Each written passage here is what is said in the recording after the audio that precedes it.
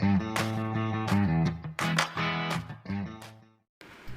दोस्तों, क्रिएटिव दिशा चैनल में आप सभी का स्वागत है। आज के वीडियो में हम बात करेंगे 14 सितंबर के करंट अफेयर्स के बारे में। तो चलिए शुरू करते हैं। सबसे पहला प्रश्न है, हिंदी दिवस कब मनाया जाता है? तो दोस्तों, इसका उत्तर है 14 सितंबर, यानी हिंदी दिवस को 14 सितंबर को मनाया जाता है। हिंदी को भारत की आधिकारिक भाषा के रूप में अपनाने के लिए 14 सितंबर को प्रतिवर्ष हिंदी दिवस मनाया जाता है। 14 सितंबर 1949 को संविधान सभा द्वारा राजभाषा के संवैधानिक प्रावधानों को पारित किया गया और देवनागरी में हिंदी भारत की आधिकारिक भाषा बन गई। दुनिया की सबसे अधिक बोली जाने वाली भाषाओं की सूची में मंdarin, स्पेनिश और अंग्रेजी के बाद हिंदी चौथे स्थान पर आती है। 520 मिलियन से अधिक लोग हिंदी को अपनी पहली भाषा के रूप में बोलते हैं। अटल बिहारी वाजपेयी जी पहले विदेश मंत्री थे जिन्होंने संयुक्त राष्ट्र महासभा को हिंदी में संबोधित किया था। विश्व हिंदी दिवस हर साल 10 जनवरी को मनाया जाता है। हिंदी संविधान की 8वीं अनुसूची द्वारा मान्यता प्राप्त 22 भाषाओं में से एक है। संविधान के अनुच्छेद 343 में देवनागरी लिपि में लिखी गई हिंदी को संघ की आधिकारिक भाषा घोषित किया गया है। चलिए आगे बढ़ते हैं। पेस्टिसाइड प्रबंधन विधेयक 2020 पर संसद के मॉनसून सत्र में चर्चा की जाएगी। पेस्टिसाइड प्रबंधन विधेयक 2020, जिसमें कीटनाशक अधिनियम 1968 को प्रतिस्थापित करने का प्रयास किया गया है, पर आज से संसद के मॉनसून सत्र में चर्चा की जाएगी। वर्तमान में कीटनाशकों का पंजीकरण, विनिर्माण, निर्यात, बिक्री और उपयोग कीटनाशक अधिनियम 1968 द्वारा नियंत्रित किया जाता है। पेस्टिसाइड प्रबंधन बिल 2020 भारत में उपयोग के लिए पंजीकृत कीटनाशकों के निर्माण और निर्यात की अनुमति नहीं देगा, हालांकि वे अन्य देशों में अनुमोदित हो सकते हैं। यह इस क्षेत्र में रोजगार के अवसरों और विदेशी बाजारों को प्रभावित करेगा। नए विधेयक के तहत पंजीकरण समिति को कीटनाशक के पंजीकरण की समीक्षा करने और इसके उपयोग को निलंबित करने, रद्द करने या यहाँ तक कि प्रतिबंध लगाने की शक्ति दी गई है। बिल में अशोक दलवाई समिति की सिफारिशों का अभाव है। अशोक दलवाई समिति का गठन 2018 में भारत से घरेलू और स्वदेशी उद्योगों और कृषि निर्यात को बढ़ावा देने के लिए किया गया था। चलिए आगे बढ़ते हैं। पूर्व केंद्रीय मंत्री रघुवंश प्रसाद सिंह जी का निधन हुआ। पूर्व केंद्रीय मंत्री रघुवंश प्रसाद सिंह का दिल्ली में एम्स में निधन हो गया है। उन्होंने केंद्रीय ग्रामीण विकास मंत्री के रूप में कार्य किया और 14वीं लोकसभा में वैशाली निर्वाचन क्षेत्र बिहार से चुने गए। वर्तमान में देश में 15 एम्स काम कर रहे हैं और सरकार 2025 तक 8 और एम्स को चालू करने पर काम कर रही है। चलिए अगला प्रश्न देखते हैं। गुजरात सरकार के बाद किस राज्य सरकार ने ट्रैफिक जुर्माने की राशि को कम कर दिया है? तो दोस्तों, इसका उत्तर है उत्तराखंड सरकार। गुजरात सरकार के बाद हाल ही में उत्तराखंड सरकार ने ट्रैफिक जुर्माने की राशि को कम कर दिया है। साथ ही महाराष्ट्र सरकार ने नया मोटर व्हीलर एक्ट राज्य से खत्म कर दिया है।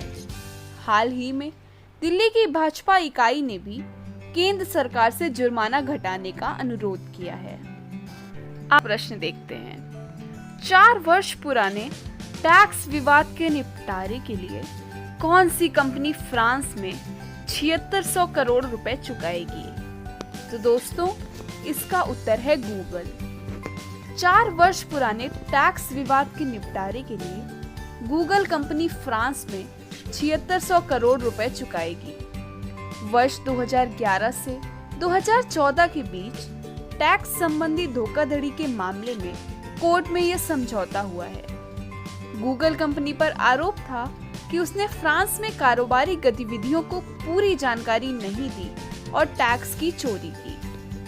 चलिए आगे बढ़ते हैं। मध्य प्रदेश के मुरैना जिले में DRDO की एक रिसर्च लैब खोली जानी। मध्य प्रदेश के मुरैना जिले के कैलाश जौरा क्षेत्र में DRDO की एक रिसर्च लैब खोली जाएगी। मध्य प्रदेश के मुरैना में DRDO लैब के लिए 350 हेक्टेयर भूमि का अधिग्रहण किया गया है। उन्होंने यह भी कहा कि मुरैना में एक मेडिकल कॉलेज खोला जाएगा और भारत के 10वें प्रधानमंत्री अटल बिहारी वाजपेयी जी के नाम पर सर्वउद्देशीय सभागार का निर्माण किया जाएगा। अगला प्रश्न देखते हैं। प्रधानमंत्री नरेंद्र मोदी ने किस राज्य के किसान मानधन योजना सहित कई विकास योजनाओं की शुरुआत की है? तो दोस्तों, इसका उत्तर है झारखंड। प्रधानमंत्री नरेंद्र मोदी जी ने हाल ही में झारखंड के रांची से किसान मानधन योजना सहित कई विकास योजनाओं की शुरुआत की है और झारखंड विधानसभा के नए भवन का भी उद्घाटन किया है। किसान मानधन योजना के अंतर्गत 18 से 40 वर्ष के उम्र के किसानों को उनकी आयु के मुताबिक 55 से 200 रुपए हर महीने पेंशन निधि में अंशदान जमा करना होगा। आगे बढ़ते हैं। किस देश ने नई post study work visa policy की घोषणा की है? तो दोस्तों, ब्रिटेन ने नई post study work visa policy की घोषणा की, जिसके तहत कॉलेजों से डिग्री लेने के बाद छात्र 2 वर्ष तक नौकरी कर सकेंगे, लेकिन अभी तक यह अवधि केवल 4 महीना है। ये नए नियम अगले वर्ष से सभी विदेशी छात्रों पर लागू होंगे।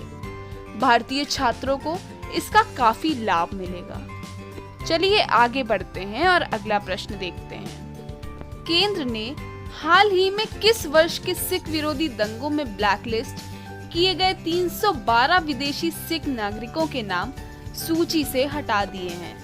तो दोस्तों, इसका उत्तर है 1984।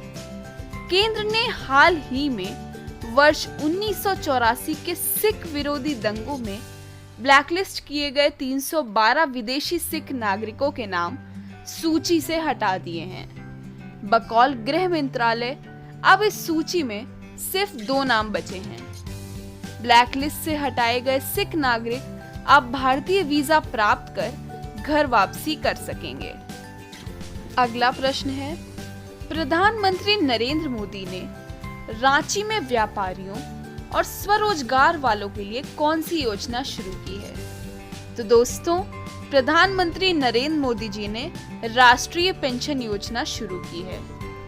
हाल ही में प्रधानमंत्री ने रांची में व्यापारियों और स्वरोजगार वालों के लिए राष्ट्रीय पेंशन योजना शुरू की है। यह पेंशन योजना उन दुकानदारों, खुदरा व्यापारियों, स्वरोजगार वालों के व्यक्तियों के लिए है जिनका वार्षिक कारोबार 1.5 करोड़ रुपए से अधिक नहीं है। चलिए आगे बढ़ते हैं। भारत के किस शहर में 2 दिवसीय SCO मिलिट्री मेडिसिन सम्मेलन का आयोजन किया गया जिसमें पाकिस्तान शामिल नहीं हुआ है? तो दोस्तों, इसका उत्तर है नई दिल्ली। भारत के नई दिल्ली में 2 दिवसीय SCO मिलिट्री मेडिसिन सम्मेलन का आयोजन किया जिसमें पाकिस्तान शामिल नहीं हुआ है। इस SCO मिलिट्री मेडिसिन सम्मेलन में 27 अंतरराष्ट्रीय और 40 भारतीय प्रतिनिधि शामिल हुए हैं। चलिए आगे बढ़ते हैं। देवेंद्र दर्डा ABC के अध्यक्ष के रूप में चुने गए। देवेंद्र विजय दर्डा को वर्ष 2020-21 के लिए audit bureau of circulation ABC का अध्यक्ष चुना गया है। वह भारत के सबसे बड़े क्षेत्रीय मीडिया समूहों में से एक लोकमत मीडिया के प्रबंध निदेशक हैं। उन्होंने विभिन्न मीडिया उद्योग निकायों जैसे INS, IFRA इत्यादि में काम किया है। वह पश्चिमी भारत फुटबॉल संघ की प्रबंध समिति में हैं। करुणेश बजाज को ABC के उपाध्यक्ष के रूप में चुना गया है। तो चलिए आगे बढ़ते हैं। चैतन्य तम्हाड़े ने इंटरनेशनल क्रिटिक्स अवार्ड जीता। चैतन्य तम्हाड़े ने वेनिस फिल्म फेस्टिवल में इंटरनेशनल क्रिटिक्स अवार्ड जीता। उन्होंने फिल्म द डिसिप्लिन के लिए पुरस्कार जीता है। फिल्म एक भारतीय शास्त्रीय संगीतकारों की यात्रा के 3 दशकों को दिखाती है। यह पुरस्कार the international federation of film critics द्वारा दिया जाता है। मैथिलुकल अंतिम भारतीय फिल्म थी जिसने यह पुरस्कार जीता था। इसे 1990 में अटूर गोपाल कृष्णन ने निर्देशित किया था। चैतन्य तम्हाड़े को उनकी फिल्म कोर्ट के लिए जाना जाता है। 77वें वेंकी अंतर्राष्ट्रीय फिल्म महोत्सव में 2 से 12 सितंबर 2020 तक उनकी फिल्म द डिसिप्लिन का प्रीमियर हुआ था। आगे बढ़ते हैं और अगला प्रश्न देखते हैं। किस राज्य सरकार ने स्वास्थ्य विभाग को गाइडलाइन जारी करते हुए अस्पतालों में 13,899 बेड बढ़ाने को कहा है? तो दोस्तों, इसका उत्तर है दिल्ली सरकार। दिल्ली सरकार ने हाल ही में स्वास्थ्य विभाग को गाइडलाइन जारी करते हुए अस्पताल में 13,899 बेड बढ़ाने को कहा है। साथ ही सरकार ने कहा है कि 17 अस्पतालों का विस्तार भी होगा और 2 नए अस्पताल 6 महीने में बनकर तैयार हो जाएंगे। आगे बढ़ते हैं। हाल ही में किस देश के प्रधानमंत्री एकेलेसी पोहिबा का 78 निधन हो गया है? तो दोस्तों, इसका उत्तर है टोंगा। टोंगा के प्रधानमंत्री एकेलेसी पोहिबा का हाल ही में 78 वर्ष की आयु में निधन हो गया है। उन्हें 2 हफ्ते पहले निमोनिया के कारण अस्पताल में भर्ती कराया गया था। प्रधानमंत्री एकेलेसी पोहिबा दक्षिण अफ्रीका के लोकतंत्र समर्थक और जलवायु परिवर्तन के प्रमुख प्रचारक माने जाते हैं। आगे बढ़ते हैं और अगला प्रश्न देखते हैं।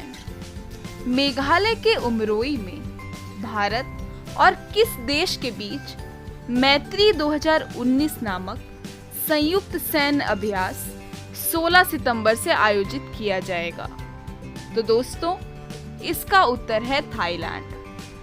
भारत के मेघालय में उमरोई में फॉरेन ट्रेनिंग नोड में भारत और थाईलैंड के बीच मैत्री 2019 नामक संयुक्त सैन्य अभ्यास 16 सितंबर को आयोजित किया जाएगा।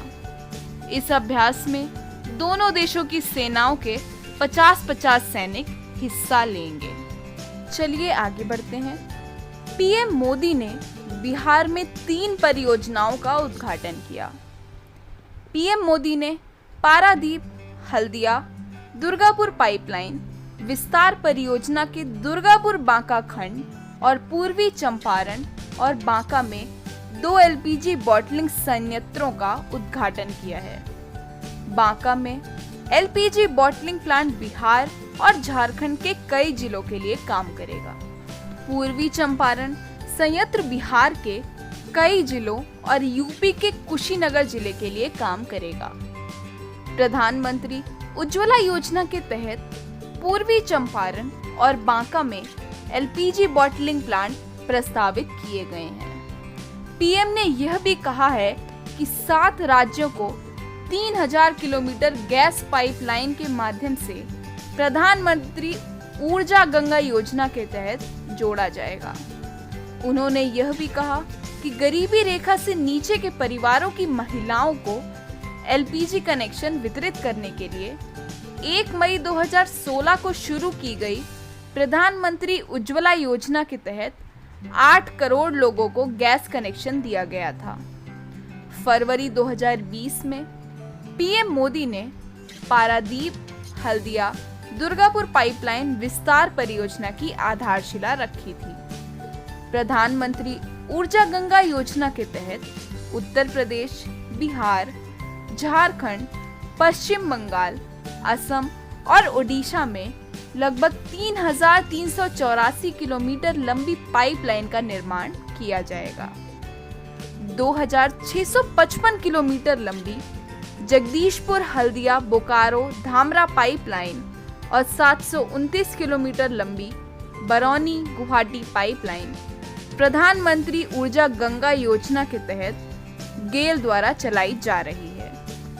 तो दोस्तों, आज के वीडियो में बस इतना ही। मिलते हैं अपने नेक्स्ट वीडियो में कुछ और जानकारी के साथ। अगर आपको यह वीडियो पसंद आया हो तो इस वीडियो को लाइक करें और क्रिएटिव तिशा चैनल को सब्सक्राइब करें। Thank you.